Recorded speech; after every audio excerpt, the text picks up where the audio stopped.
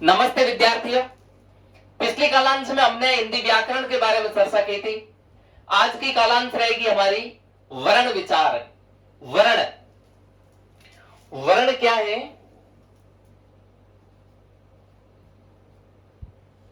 वर्ण वर्ण है भाषा की सबसे छोटी इकाई। भाषा की सबसे छोटी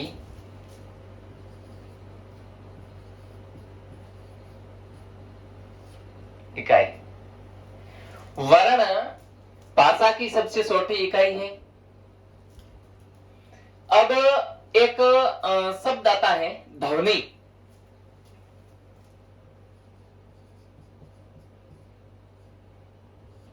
ध्वनि, जो ध्वनि है ये भाषा की सबसे छोटी मौखिक इकाई है।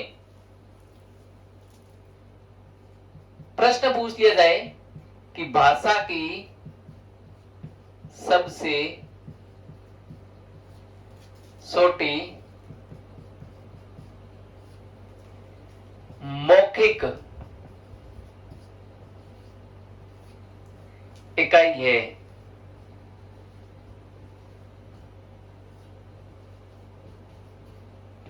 इकाई है तो इसका निश्चित रूप से जो उत्तर होगा वो होगा ध्वनि। तो भाषा की जो सबसे छोटी मौखिक इकाई है वह है ध्वनि। और प्रश्न इस तरीके से पूछा जा सकता है कि भाषा की सबसे छोटी लिखित इकाई कौन सी है, तो वह निश्चित रूप से अपना जो उत्तर होगा वो होगा वर्ण। तो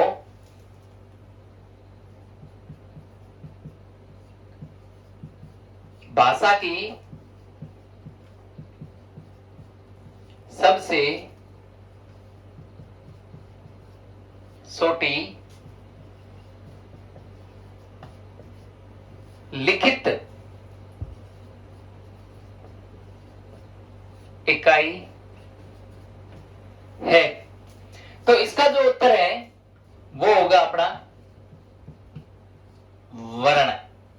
तो देखिए, अगर प्रश्न इस तरीके से पूछा जाए कि भाषा की सबसे छोटी इकाई है, भाषा की सबसे छोटी इकाई है, वहां पर न तो मौखिक पूछा जाए और न ही लिखित पूछा जाए, तो वहां पर निश्चित रूप से जो अपना उत्तर होगा वो होगा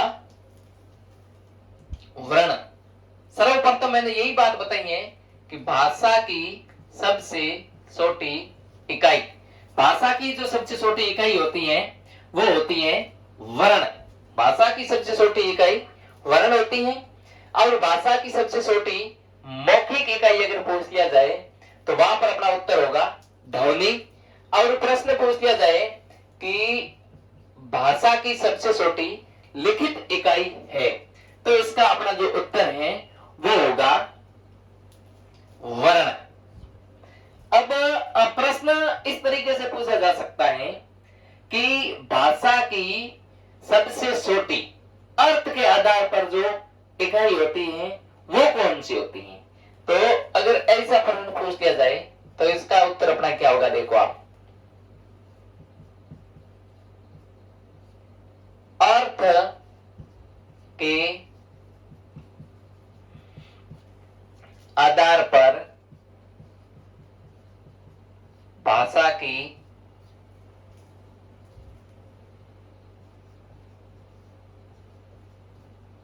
सबसे छोटी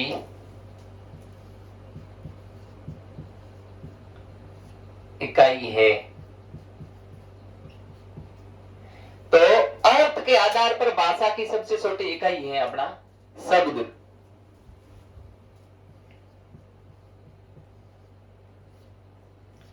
शब्द। अब प्रश्न इस तरीके से पूछा जा सकता है कि भाव या भावार्थ के आधार पर, भाव या भावार्थ के आधार पर भाषा की सबसे छोटी इकाई कौन सी है।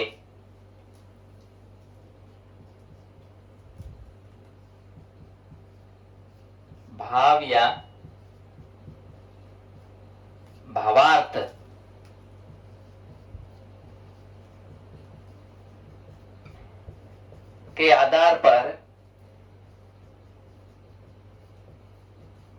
भाषा की सबसे छोटी इकाई है। भाव या भावार्थ के आधार पर, भाव या भावार्थ के आधार पर भाषा की सबसे छोटी इकाई, भाव या भावार्थ के आधार पर जो भाषा की सबसे छोटी इकाई होती है वो होती है वाक्य। वाक्य। तो यहां पर तीन शब्द बने हैं। शब्द कौन कौन से बने? एक बना है अपना ध्वनि, एक बना है वर्ण, एक बना है शब्द। ध्वनि, वर्ण, शब्द। तो इसको हम अलग करते हैं वर्ण, शब्द और वाक्य के आधार पर। वाक्य के आधार पर नंबर 1 वर्ण, 2 शब्द और 3 वाक्य। अब ये सारे भाषा के आधार पर बने हैं। भाषा के आधार पर बने हैं। तो ध्वनि क्या है? सर्वप्रथम हम ध्वनि के बारे में पढ़ेंगे। तो जो ध्वनि है, ध्वनि अपनी भाषा की सबसे छोटी मौखिक इकाई। अब भाषा की सबसे छोटी मौखिक इकाई ध्वनि है। तो ध्वनि के माध्यम से ही हम वर्ण की परिभाषा निकाल सकते हैं। अब वर्ण की परिभाषा ध्वनि के माध्यम से हम कैसे निकालेंगे? वो अपनी निकलेगी कि ध्वनि क्या है? ध्वनि है भाषा की सबसे छोटी मौखिक इकाई। अब बात आती है वर्ण की। तो कि वर्ण क्या है? तो वर्ण है भाषा की सबसे छोटी मौखिक इकाई ध्वनि के लिखित रूप को वर्ण कहते हैं। वर्ण किसे कहते हैं? वर्ण कहते हैं भाषा की सबसे छोटी मौखिक इकाई। अब मौखिक इकाई कौन है? ध्वनि। भाषा की सबसे छोटी मौखिक इकाई ध्वनि के लिखित रूप को वर्ण कहते हैं। यह है अपने वर्ण की परिभाषा। वर्ण की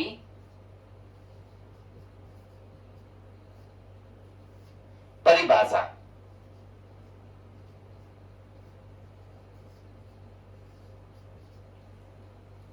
क्या थी वर्ण की परिभाषा?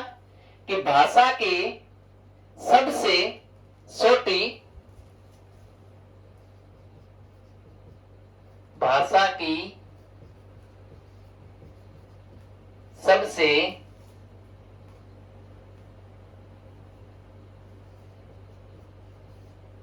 छोटी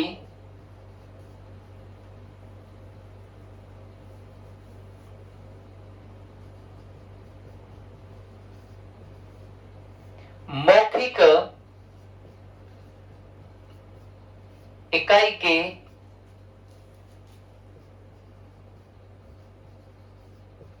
लिखित रूप को वर्ण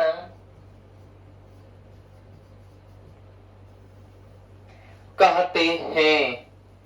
भाषा की सबसे छोटी मौखिक इकाई, भाषा की सबसे छोटी मौखिक इकाई के लिखित रूप को वर्ण कहते हैं।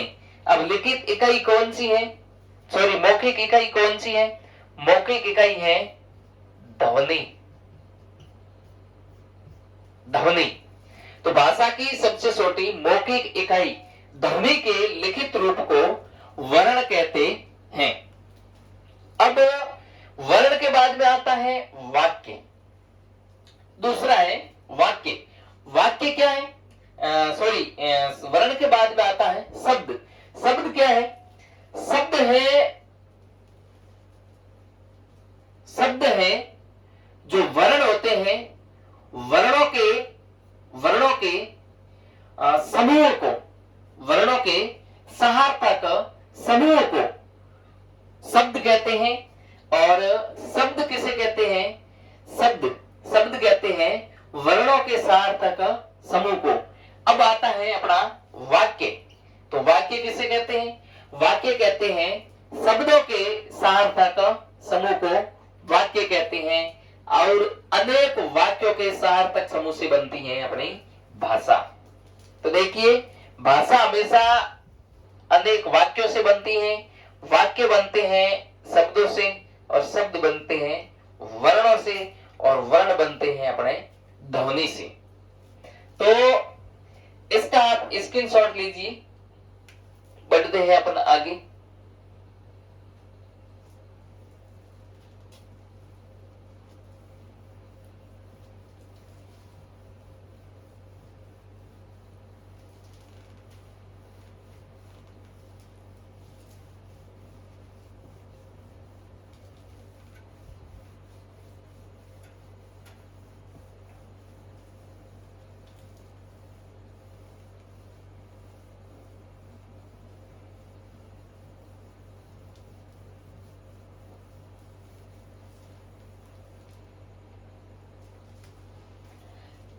ध्वनि, वर्ण, शब्द और वाक्य, ये सब भाषा की इकाइयां हैं।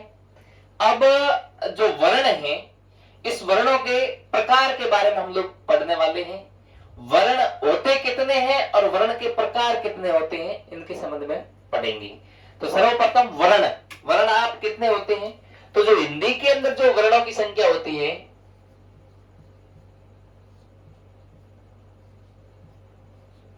वो होती है 44।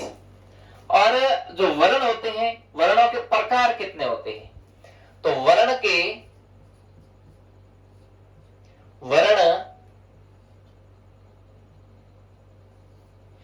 दो प्रकार के होते हैं। वर्ण दो प्रकार के होते हैं।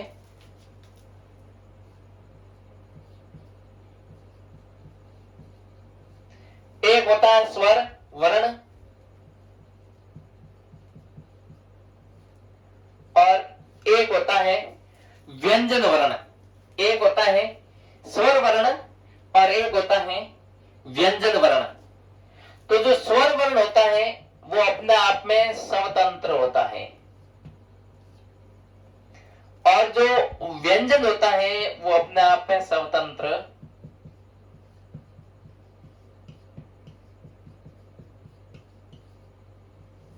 नहीं होता है। स्वर अपने आप में स्वतंत्र वर्ण होता है, और व्यंजन अपने आप में स्वतंत्र वर्ण नहीं होता है। अब सर्वप्रथम हम पढ़ेंगे स्वर के बारे में।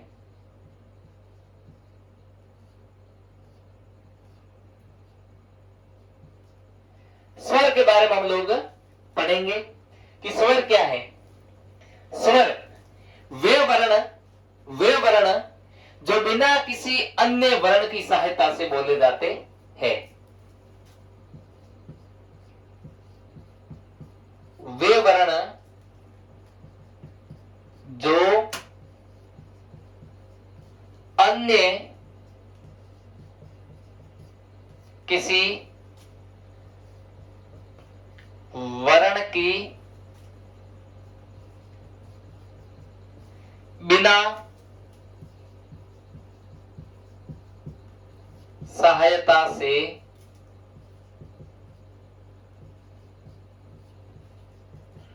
बोले जा सकते हैं। वे वर्ण जो अन्य किसी वर्ण की बिना सहायता से बोले जा सकते हैं, वर्ण के स्वर कहलाते हैं। स्वर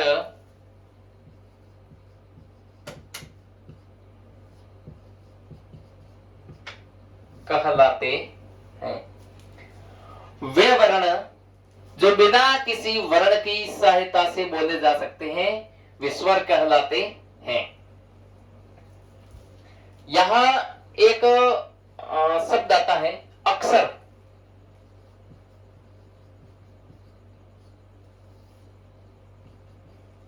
एक शब्द आता है अक्षर। तो अक्षर क्या होता है? एक अक्षर होता है और एक वर्ण। वर्ण अपने आप में क्या है और अक्षर अपने आप में क्या है? तो वर्ण के बारे में तो हम चर्चा कर चुके हैं, लेकिन जो अक्षर होता है वो क्या होता है। तो जो अक्षर होता है वो क्या होता है कि प्रत्येक जो वर्ण है वो तो अक्षर हो सकता है, प्रत्येक वर्ण अक्षर हो सकता है, लेकिन प्रत्येक अक्षर वर्ण नहीं हो सकता है। इस बात का हमेशा ध्यान रखना कि प्रत्येक वर्ण तो अक्षर हो सकता है, प्रत्येक वर्ण अक्षर हो सकता है, प्रत्येक वर्ण तो अक्षर हो सकता है, जबकि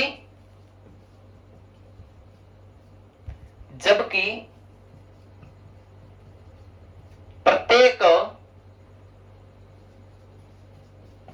अक्षर वर्ण नहीं हो सकता है। तो अक्षर तो क्या होता है, अक्षर के अंदर प्रत्येक वर्ण अक्षर होते हैं, लेकिन प्रत्येक अक्षर वर्ण होना यह संभव नहीं है। अब हम लोग स्वर के बारे में चर्चा कर रहे थे कि स्वर किसे कहते हैं। स्वर वे वर्ण जो अन्य किसी वर्ण की बिना सहायता से बोले जा सकते हैं वे स्वर कहलाते हैं। यहाँ पर स्वरों के बारे में बताया था मैंने कि ये स्वतंत्र ध्वनियां हैं। स्वतंत्र का मतलब है बिना किसी की आवश्यकता के ये स्वतंत्र रूप से बोली जा सकते हैं। लेकिन या व्यंजन के बारे में क्या बताया था, व्यंजन के बारे में बताया था कि जो व्यंजन है ये स्वतंत्र ध्वनियां नहीं है, व्यंजन अपने आप में स्वतंत्र नहीं है। जब भी अपन व्यंजन बोलते हैं तो व्यंजन हमेशा स्वरों की सहायता से ही बोले जा सकते हैं। तो स्वर के बारे में हम लोग चर्चा कर चुके हैं कि वे वर्ण जो अन्य किसी वर्ण की बिना सहायता से बोले जा सकते हैं स्वर कहलाते हैं। अब हम स्वर के बारे में चर्चा करेंगे, इसका स्क्रीनशॉट ले लीजिए।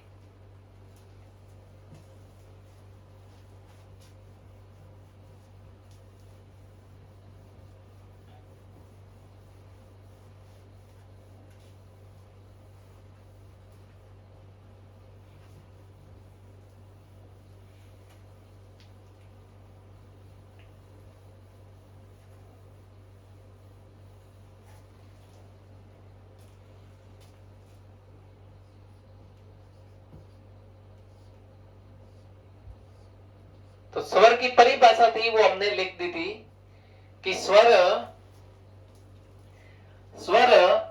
बिना किसी वर्णों की सहायता से बोले जा सकते हैं। तो अब है जो स्वर है इन स्वरों की जो संख्या है वो कितनी है। तो जो स्वरों की संख्या है वो 11 भी है और 13 भी है। 11 किसमें है और 13 किसमें है, इसके लिए हम अभी चर्चा करेंगे। तो जो 11 है वो तो अपने हिंदी में है और जो 13 है वो है अपनी मूल भाषा संस्कृत। 13 संस्कृत के अंदर है और 11 हिंदी के अंदर है। अब 11 कौन से हैं और 13 कौन से हैं, इनके बारे में हम चर्चा करेंगे। तो जो 11 स्वर है वो तो है अ, आ, ई,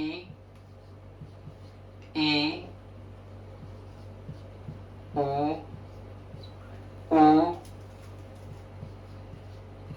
री,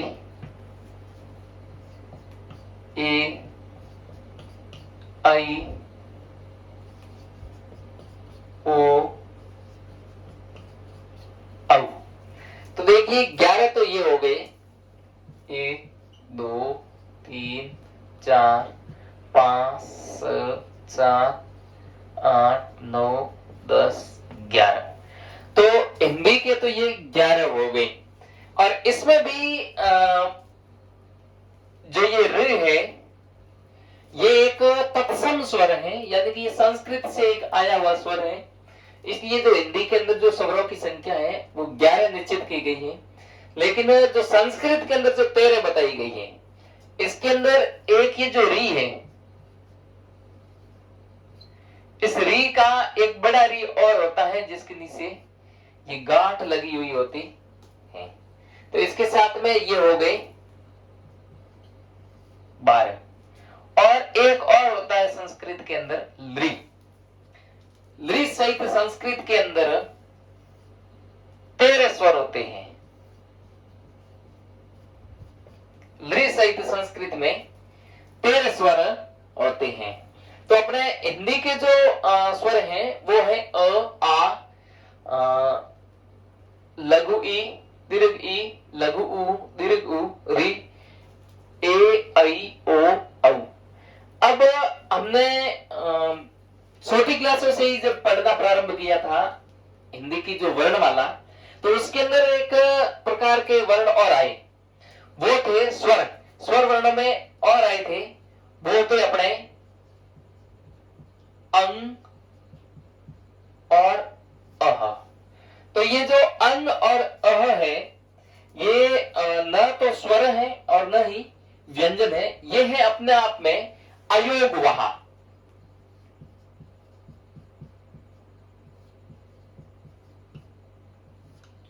अयोग वहा।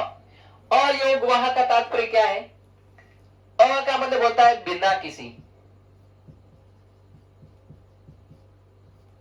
योग का मतलब होता है जुड़ना या जुड़कर। और वहा का मतलब है वहन होने वाले या वहन करने वाले। अयोग वा बिना किसी के आगे या पीछे जुड़ करके वहन होने वाले। यह है अपन के अम और अह। अम और अह। तो अब देखिए जो स्वर है अपने हिंदी के, ये री की जो बड़ी री होती है इसके नीचे एक गांठ होती है और एक लरी होते हैं और एक री, ये सब है। यानी कि संस्कृत के अंदर कुल 13 स्वर हैं और हिंदी के अंदर कुल 11 स्वर हैं।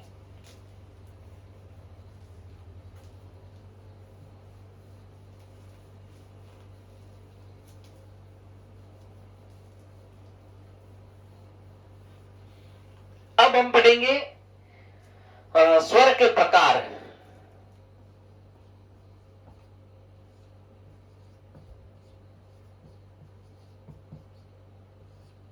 स्वर के प्रकार। स्वर 3 प्रकार के होते हैं।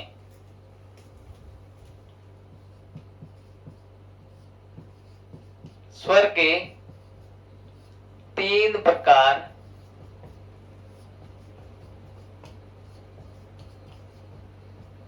होते हैं। स्वर के 3 प्रकार होते हैं और इन 3 प्रकारों को अपन अलग अलग प्रकार के माध्यम से भी पढ़ सकते हैं। तो स्वर के 3 प्रकार होते हैं। सबसे पहली बात जब अपन पढ़ते हैं तो इनके प्रकारों को अपन मात्रा या उच्चारण के आधार पर निकाल सकते हैं।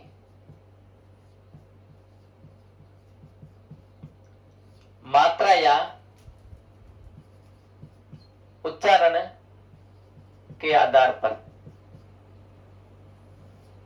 मात्रा या उच्चारण के आधार पर 3 प्रकार कौन कौन से हैं? वो है अपन के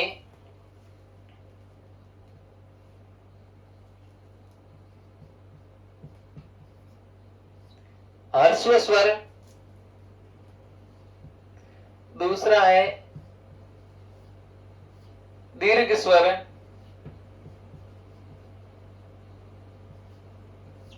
और तीसरा है अपना प्लुत स्वर। अब जो ह्रस्व स्वर है इसको लघु स्वर भी कह सकते हैं, इसको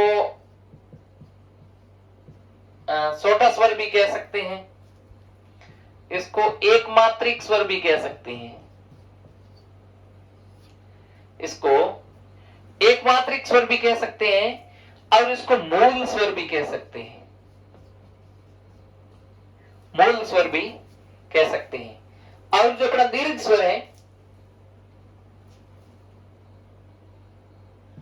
दीर्घ स्वर को गुरु स्वर भी कह सकते हैं, बड़ा स्वर भी कह सकते हैं, और द्विमात्रिक द्विमात्रिक स्वर भी कह सकते हैं। और द्विमात्रिक के साथ साथ में हम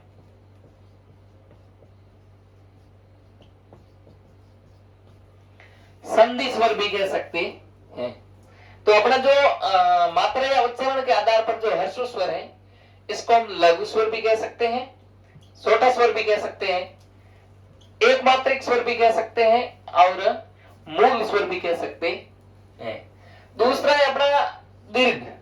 तो दीर्घ स्वर को गुरु स्वर भी कह सकते हैं, बड़ा भी कह सकते हैं, द्विमात्रिक भी कह सकते हैं, और संधि स्वर भी कह सकते हैं। और उसके बाद में है अपना प्लुत।